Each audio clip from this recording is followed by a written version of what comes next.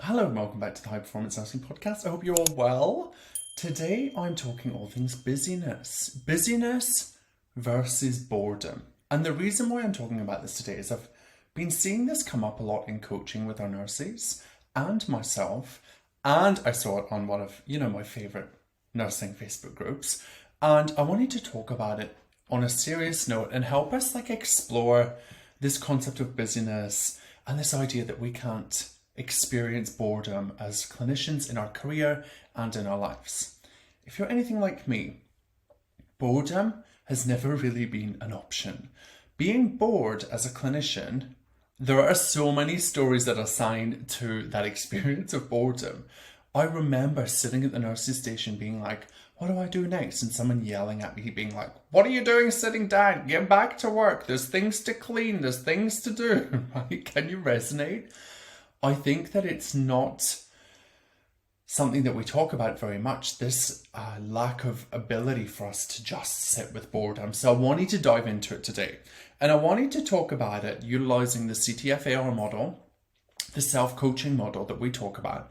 And as we move forward over the next few weeks, you're going to notice some things that I'm going to be talking about.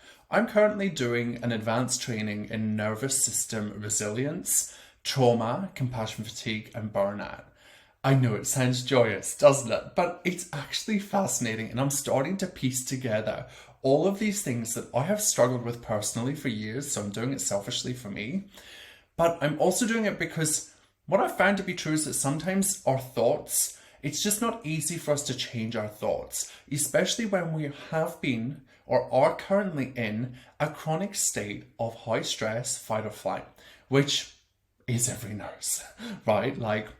I love all of you, but we're all chronically stressed because we have literally been trained from the beginning of our career to indulge in this overwhelm, this stress, this need to serve everybody but ourselves. And I'm starting to piece it all together, and I'm so excited to bring more of this to you and to really have a spin on this podcast of, okay, we can talk about how you can make all the money and how you can do all the things and how you can build and grow your career or your business. But let's talk about how we actually look after ourselves. Because I'm finding time and time again, no matter what I achieve, what goals I hit in my career, in my life, in my business, I keep learning the same lessons, which is your nervous system doesn't have capacity for this. You are stressing yourself out. You don't know how to sit with space and time and just be quote unquote bored. And you always feel the need to be busy. I feel like we're at church. Who agrees with me? Who can resonate with that? Even your days off are jam motherfucking packed. Because you are so conditioned to believing that we have to be busy all the time. So I digress, but I'm really excited about talking about all this stuff. And I'm excited to see what the next 6 months in this nervous system resilience training brings up. And trust me, you'll hear about it. And I want you to stick around for it. Now, before we dive into this episode, I just wanted to say hello to a couple of people because I've had some beautiful messages from our episode last week. And just amazing people that are listening. Our listenership is growing, which is so amazing. And you all keep telling me how much you tell other people about the podcast, which I just love. I just cannot express how much it means to me. So thank you, thank you, thank you. I wanted to say hi to everybody that's listening in Korea. I've noticed that I get an update every day about who's listening where. I don't know who is listening, but which countries. And we've been in the top 100 in Korea for self-improvement. I can't imagine. Maybe there's heaps of podcasts. I don't know. I'm not going to go there. But hello, welcome. It's so lovely to have you here. Also, I wanted to just do a shout out to a couple of people that messaged me this week. And that are listening to the podcast, and I know you listen religiously. So I just want to say thank you, Laura, for listening. Laura and I connected probably about a year ago. We've done some coaching, and Laura's incredible. And she has her own podcast, which is pretty awesome. I will tag it in the show notes. So Laura, thank you so much for listening, and thanks for the support. Caitlin messaged me this week. She's just completed our interview success course, and she slayed it. And she landed her dream graduate nursing job. So I'm so proud of you. How amazing for all of you that have messaged me, that have used our free guides, our interview success course, or you've been in our GCLP. Our GCLPers are killing it. And Emma, well done. Congratulations on landing your job in pediatrics in Queensland. What is happening, people? It's so exciting. This is why I do what I do, helping nurses see the potential. And this nervous system stuff and what I'm going to talk about today is really going to help you take it to the next level. Today is more about just asking yourself some questions and exploring where this could be true for you. And I just want to invite you to be open, curious, and really just think about how this applies to you. So this post that I saw this week, let's get back to talking about being busy and being bored in nursing. This post I saw on a Facebook group is a great post. It's a great question. And I think that it's one that many of us have asked in our careers at some point in time. And the whole premise of it was, I'm in a job, I've just finished a certification, and I have some things going on in life, and I'm getting to a point where I'm feeling bored in my job, and I'm looking for another course to do. And of course, the comments were flooded with like, why don't you do this course? Why don't you do that course? And in come I. And I said, why is boredom a problem? What if we would just allow ourselves to sit with boredom? What if boredom is exactly what you're supposed to be feeling and experiencing right now? What if you can increase your capacity for boredom, my friend? What if it's okay to be bored?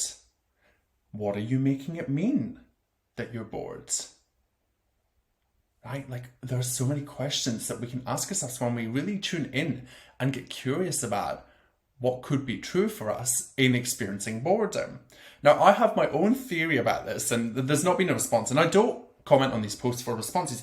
I comment to give a different perspective. So if you're somebody that loves commenting and is building a nursing business and you're like in these groups, go and offer value ahead of time. Go and talk to people. Go and question and curiously, kindly, respectfully question their beliefs and see what you come up with. It's super fun. I'm a bit weird, but I enjoy it. And I enjoy adding value, and there's absolutely no intention there. It's just to help people see it through a different lens. So I asked all these questions, and then I was thinking about it today because I've been running around the house. Liam's traditional Saturday routine is I wake up and I'm like, I've got the whole weekend. And then within 3 seconds, I'm frazzled because I'm like, oh my God, I've got so much to do. And then I need to clean the house. I've got to go to the markets. I've got to get the shopping done. I've got to go to the gym because it's a weekend and there's no excuse. And I don't even have children. I don't know how any of you that have kids do it. How do you live? How do you do life? You're incredible. I take my hat off to you.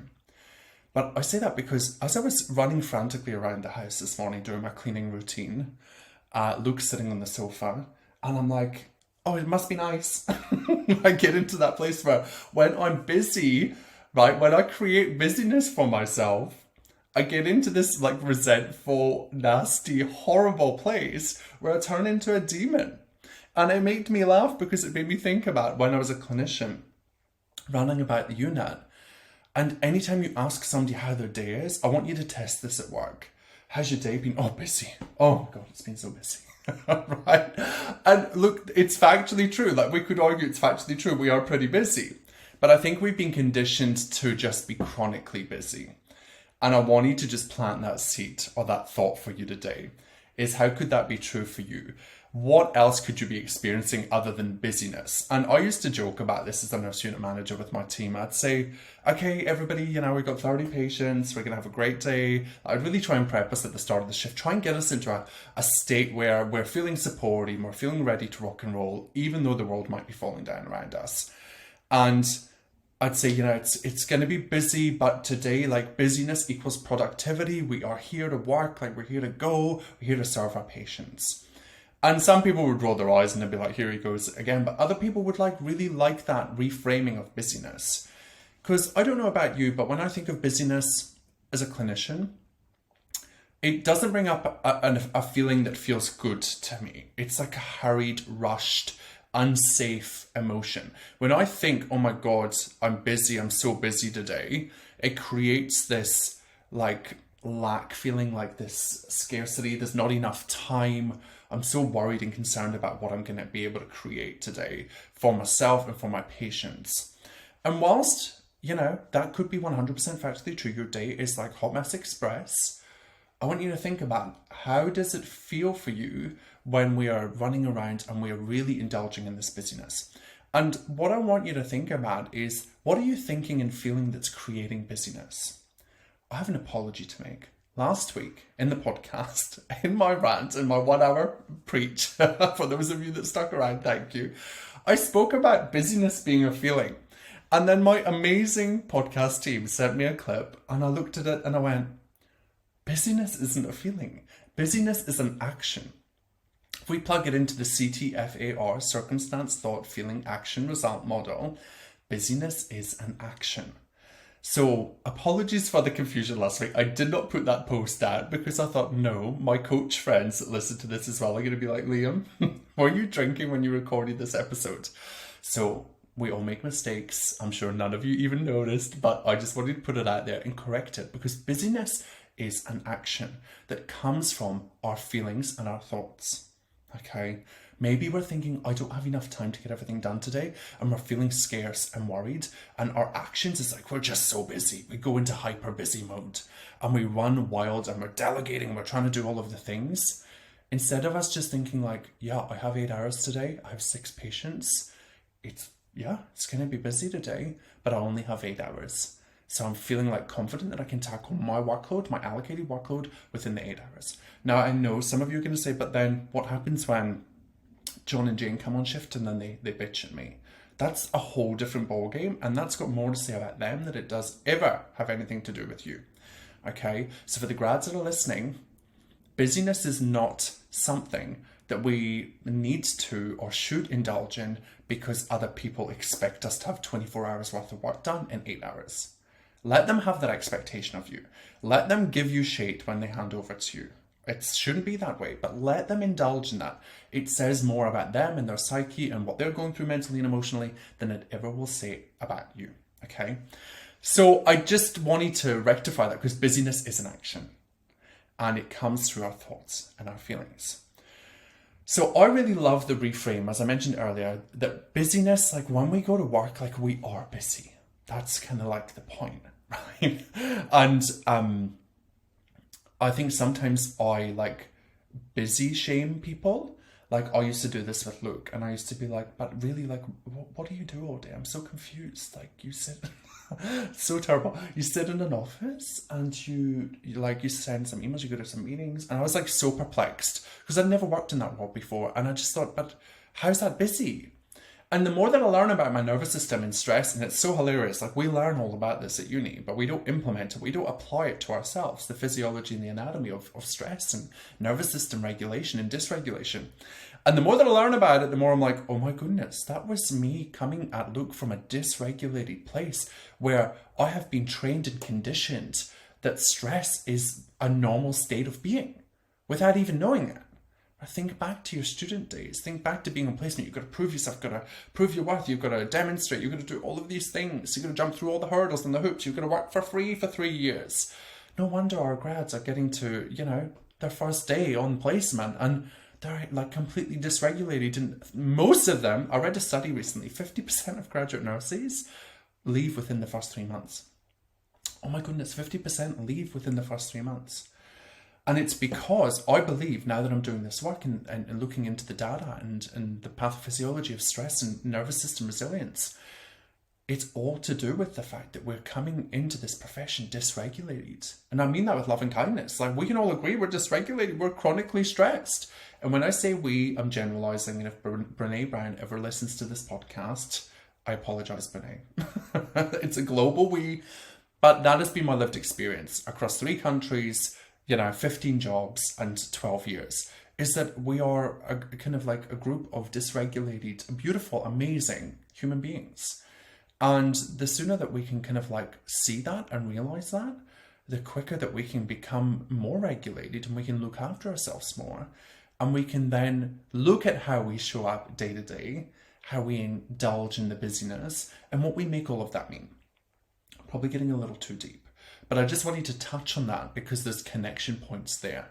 And I think that what I'm learning slowly is that through my career as a clinician, not only have I been in a dysregulated state probably most of the time, but I've brought that into my personal life, into my relationships, into my relationship with myself, into my relationship with my body, my self-love, my self-care. I think it's why a lot of us are resistant to self-care and to giving back to ourselves. I think that it's not until we have that first episode of burnout, and this is just my hypothesis, it's not evidence-based, but it's not until we have that first burnout, that kind of like first dark night of the soul, where we begin to see how dysregulated we've become. And it makes complete sense to me, because some people are running around the units like a headless chook, right? They're so busy all the time, and they've got that such high energy, high stress state. And we all know that we can only run like that for a certain amount of time, and then we hit a brick wall. But I think what's unique and different about clinicians is that we have been kind of trained to operate at a chronic stress level for a prolonged period of time. And busy has become part of our language. And busy, in my mind, has a negative connotation. It's like I'm arguing with reality. It shouldn't be busy, but it is busy. Like, I used to have staff that would say, I work Sundays because it's not so busy. And then I'd get a report from the after hours manager that would say, oh, Liam, your staff yesterday were like complaining how busy it was on a Sunday. Like they thought it shouldn't be so busy on a Sunday. I just was like, don't we close the doors on a Friday or something? Like, what happens? Like, why would we think that we shouldn't be busy? Because we are busy, because it's our job to be busy. Now, are we overly busy? Are we working in unsafe patient loads? Do we have increased demands? Should we be paid more? 100% preach, amen, I'm with you. Okay, but I'm just talking on the micro level just for you. How do we layer and add and compound to the busyness that we already experience? Are we making our busyness more complex than it needs to be? And how can you make that connection between being in that chronic state of fight or flight and our actions, us showing up as busy all the time? So as I ran around the house this morning, busy bee Liam, cleaning the house for the last 2 hours, I'm looking at Luke and I'm saying, oh my God, what's he doing? Why is he doing that? But it's like, I think we forget sometimes, I certainly forget, that we choose our busyness. I chose to do that. No one forced me. No one like held me at gunpoint with the vacuum. I'm like, you got to do this cleaning. I chose to do it. I chose to do it at that intensity, that level, for that period of time, right? And I chose that. And I think that's maybe one of the first steps of like self-regulation is like, I chose this busy. You like reclaim a little bit of the power. Because when we're thinking like we're busy because of all of the things external to us, we give away a bit of our power. So I wanted to just let you think about busyness and how that plays up in your life, where it comes in, and like, what if it's okay to be busy? What if busyness is totally normal? Are you shaming yourself for being busy? Are you beating yourself up for being busy? Like I do. You shouldn't be busy. I argue with my own reality, and then I realize, oh my goodness, I created the busyness. I do it in my business all the time. I'm like, oh my God, I've got to create this new guide. I'm like, no one said create the guide, Liam. You wanted to create it. You wanted to put it out there. So I have this like internal chat with myself. So I'd love to hear from you what that looks like for you. And then on the other end of the spectrum is boredom. Now, boredom is a feeling. I'm pretty sure that boredom is a feeling. It's a state, okay? And I wanted to plant the seed of like thinking about boredom. Like, what if it's okay to be bored? What if the reason why we really struggle to sit with boredom is because we have been conditioned to be highly stressed, fight or flight, in active, super active mode all of the time, even on our days off. And boredom has these connotations, maybe again negative connotations or connections, neural pathways that we've imprinted within our psyche over time, where to be quote unquote bored or to feel or experience boredom means what? What are you telling yourself? What does your brain make it mean? What does your subconscious brain make being bored mean? So if boredom is a feeling, what's the thought that's creating that feeling of boredom? And are we allowing ourselves to actually experience the boredom, right? So boredom for me is a challenge. I will tell you here and now, I struggle to just sit here and be bored. I am buffering or emotionally numbing or mentally numbing myself with all of the things, okay? Legal things, all of the legal things, like TikTok, Instagram. I'm always online. I'm always looking at stuff. I'm always active on my phone. I'm in my emails. Maybe I'm reading a book. Maybe I've got a couple of minutes and I quickly clean the house. And I'm not saying this is bad. I'm just saying let's raise our awareness to it. And let's just get curious about what would it be like if we just started creating space and allowing ourselves to be bored without numbing ourselves with all of these things that we think we should or could be doing. When the reality is we get to decide all the time. We get to decide. Now, some of you, your lifestyle are led and sometimes dictated by little ones and family members. And that's a totally, the same rule applies to an extent, but of course you've got other things that you need to meet with your loved ones. But how could this be true for you? How could you indulge in boredom and allow boredom and just sit there with the boredom and see what comes up for you? What is your brain telling you about being bored? Why do we need to go out and get another certificate when we have a bit of space? What if we looked at boredom as the space where we create brilliance? What if when you're bored and you're in a job that's tedious and you're doing it for the next 6 months, but you're working towards a bigger goal, like setting up a business? I know some of you are thinking of that. You're in a job where you don't like it, you're feeling bored, you're not challenged, but you've kind of got this future goal and you're working towards it. What if boredom is a perfect emotion for you to be feeling right now? What if boredom is what creates the next move for you? What if creating space and just allowing yourself to be bored unlocks the next level of genius? I've personally found this to be true. And this year in particular, I was just talking to Luke about this last night. I was just talking to him about the fact that this year I have slowed down. I might look frantically busy from out there, but we've done a lot this year. I've traveled a lot, I've been all over the place, and we've been super busy with work and our amazing nurses. But I've created more space for myself. I allow myself to go and be bored. I go to the gym. Sometimes I don't even stay connected to like a podcast or a YouTube video or anything. And I'm just like bored in the gym, right? Maybe I'm not even really doing a lot. But in the moments where I just allow boredom and I create space for boredom as a clinician who is so used to being so busy all the time, I begin to get answers. I don't know. Call it woo-woo, call it spiritual, call it whatever you want to call it brain BS, call it placebo. I don't know. I don't really care. It's what happens for me, and maybe the same is true for you. I'm a firm believer in like when we're so busy and we're looking for the answers, they're not going to come. So many of our amazing nursing, high performance nursing community come to me and they say, Liam, I just really don't know what to do with my career. And before that, they've told me the story about how they've done all of these things and they've been all over the place and they've been in these high stress positions and they've just never created space. And I used to be against telling people to just quit a job and leave and create some space. But now you'll hear me say it more often, like quit the job if you can. If you can do agency or do something else, create some space for yourself. Allow the universe /world/ people around you to guide you, to lead you to the next level of you. I think when we're so caught up in busyness, whether you're a grad or whether you're a seasoned, amazing clinician, when we're caught up in the busyness and that cycle that we've been so conditioned into believing is just the norm, but when you look around and you go to a party and no one else is talking about their work like you are because no one else is like chronically activated and just in this constant state of stress and trauma and compassion fatigue and burnout, then it's kind of like a little red flag for us. It's a little sign. Maybe we need to create some boredom. Maybe we can indulge in creating some space for ourselves. Yeah.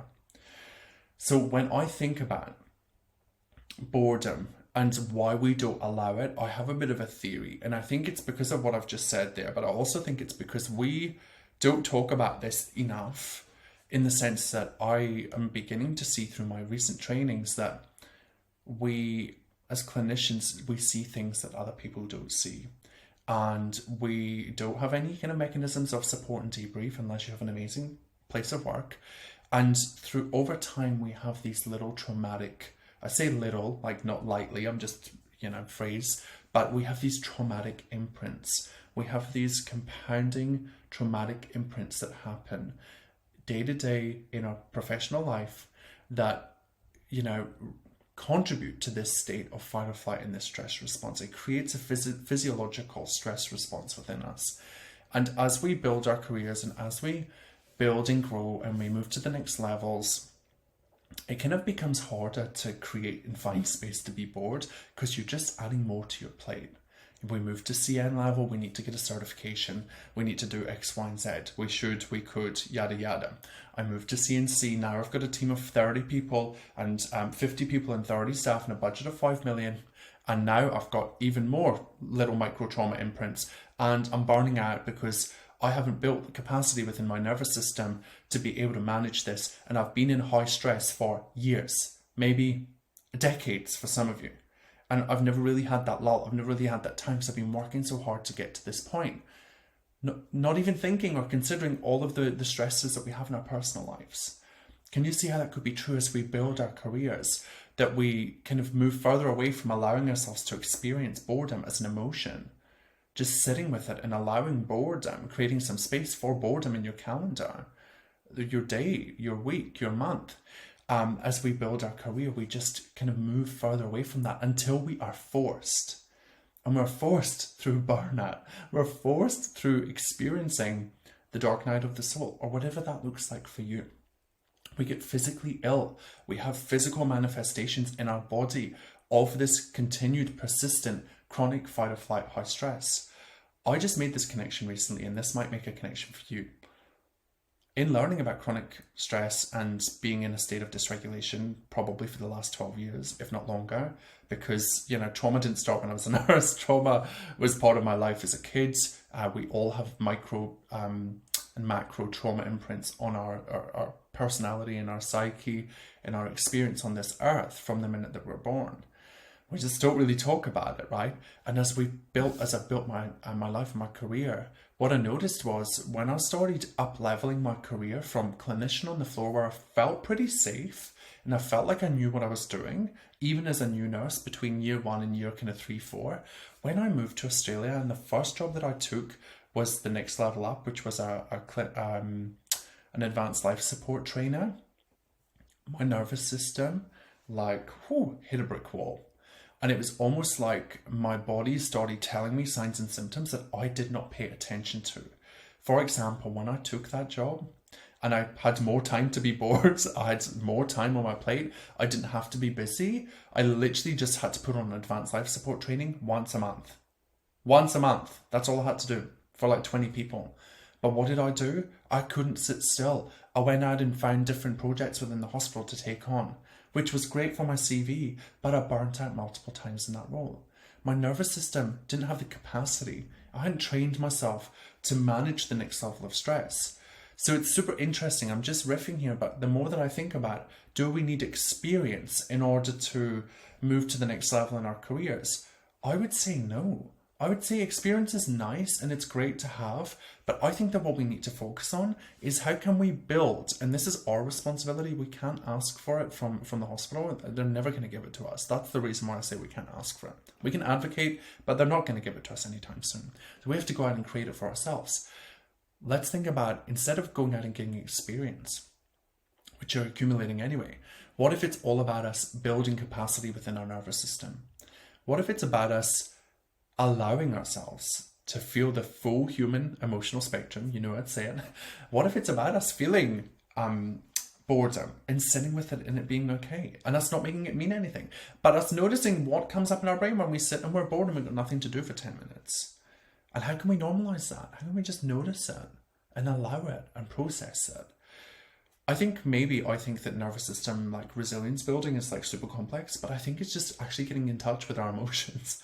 It's getting out of our mind and into our body. It's getting out of that busy mentality and allowing ourselves to feel centered, safe, compassionate, loving, respectful, bored, tediously bored. It's allowing ourselves to just experience the full human emotional spectrum.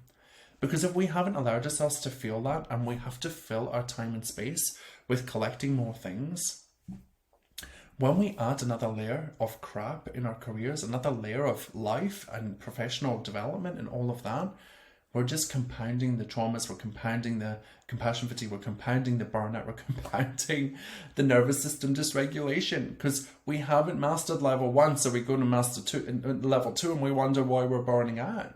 And we start to make it mean that we're not capable. But we are capable. We just haven't built the bandwidth yet. And I think the bandwidth comes with us getting back in touch with ourselves. Because what is the first thing that happens when somebody burns out? they have this like come to Jesus moment. They're like, what am I doing? Where am I going? They have this internal process. Is this for me anymore? Should I keep going this way? Should I keep doing this? What if I never want to be a nurse again? And we sort of question our existence.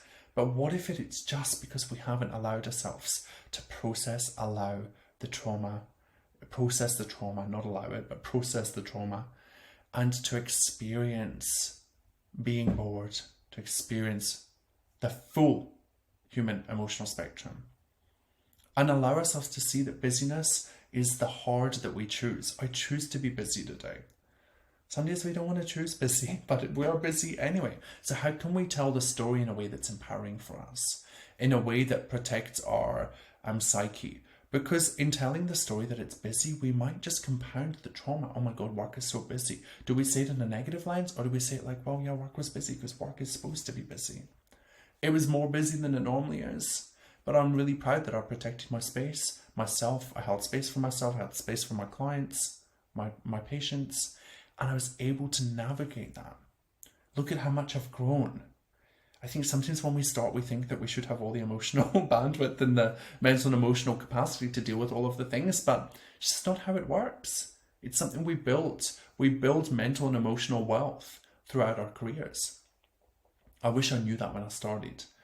I had all these big goals, and what I've realized is that like the universe won't give you the goal. It won't allow you to progress to the next level of the game unless you have built the capacity to receive.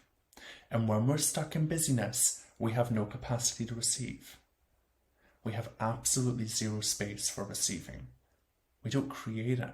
So your homework, if you're keen and if you're still here, is to go out into your personal and professional life.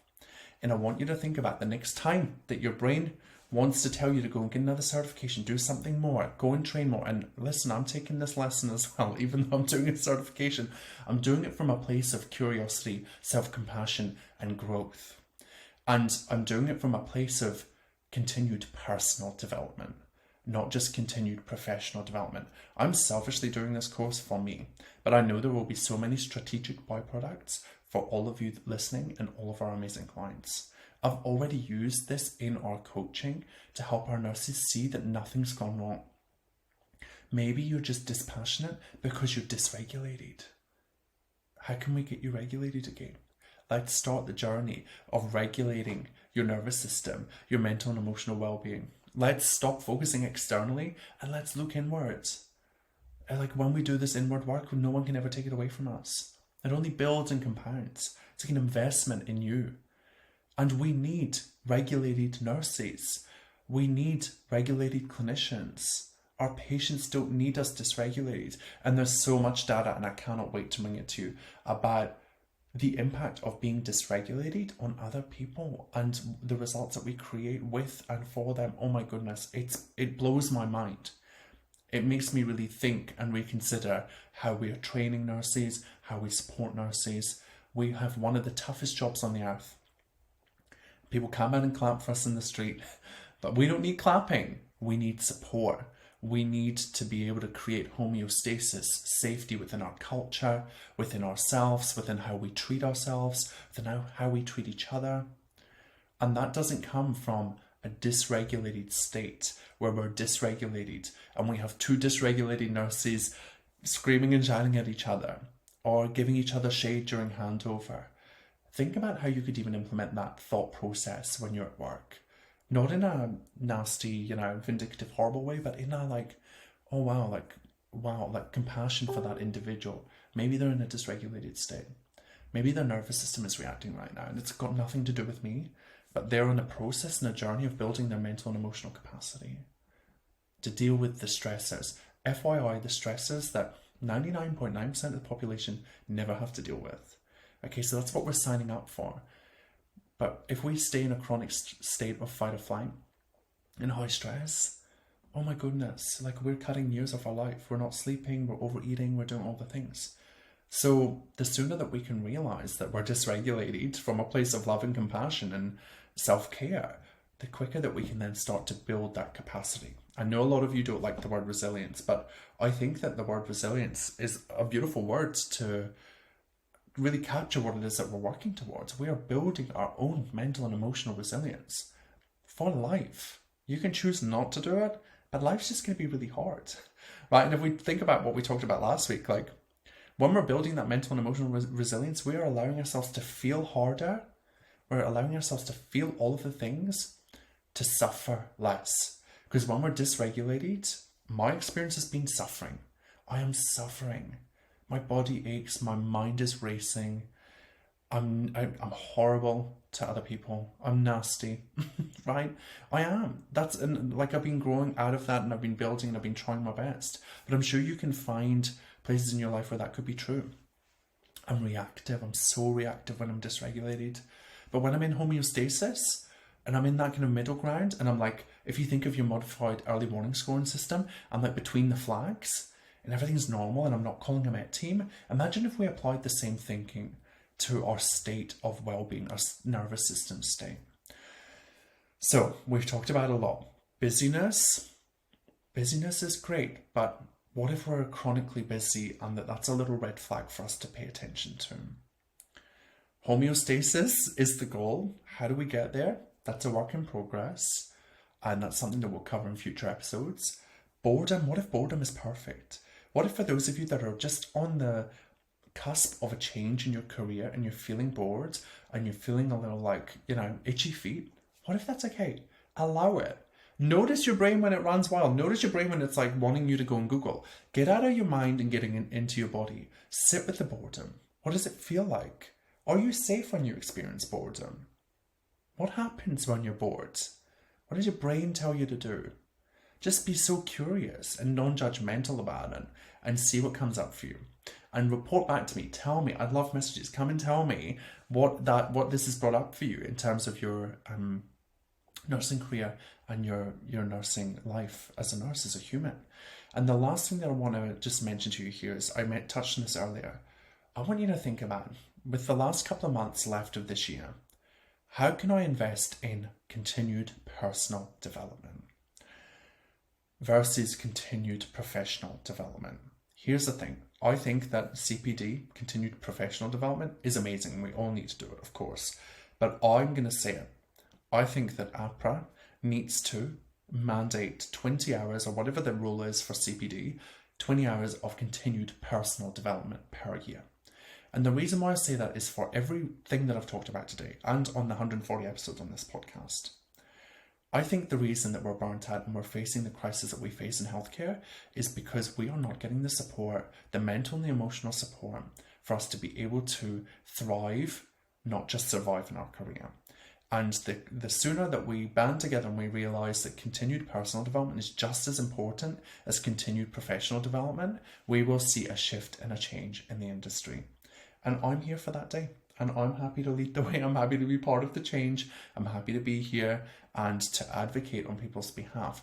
Because for me, if I invested 20 hours a year from the start to now, I think I'd be in a very different place. I think we'd have a very different culture, and we'd have such a raised level of awareness in healthcare that, being dysregulated is not okay for us, for our well-being, for physical, mental, and emotional health. And I'm very, very passionate about bringing that forward as we move to the rest of the year. So think about, where could you invest in your continued personal development? Now, if you are a nurse that is looking for navigating that world, getting some help and support, there's so many ways you can do it, right? Like, it could be little, like going to a yoga class and just getting in touch with your body, doing some Pilates, even just doing some breath work, right? Like Hannah from the Breakthrough Nurse, she does breath work. I love that. I'm so excited to be back in Australia to connect with Hannah and see what we can create together. Think about, could you see a counsellor? Could you see a psychologist? Do you want to come and get access to myself, like a life career coach, and my team, and work with us to help you navigate regulating your nervous system? Now, it doesn't sound sexy and fun, and I can see why people would rather spend $500 on a cannulation repeat course. But listen, the growth doesn't lie in the continued professional development. It lies in building your mental and emotional capacity. And when we create that space, you are then open to receive. And when you build those skills, you have them for life, and they only compound, and they only help you as you build your career as a clinician, whether it's business or career, whatever path you're on. I'm telling you right now, Building your capacity to manage the stressors at each level is non-negotiable and is why we're in the state that we're in, because we just haven't prioritized it up until this point. That's been our topic this week. Let's embrace the boredom, have fun with it, sit with boredom, schedule boredom, allow boredom, and I'll see you in next week's episode. Hey, thanks so much for listening. I'm so privileged that you spent your time with us here today. Hey, can I ask a favour? If you know someone that would benefit from this podcast episode, please share it with them. The more you share, the more we get in front of amazing nurses and we're able to help them see that nursing on their terms across their career is totally possible for them. So I'd love if you could do that. Now, I will see you in the next episode next week. Until then, let's make this year the year that you nurse on your terms. Are you ready? Let's do it.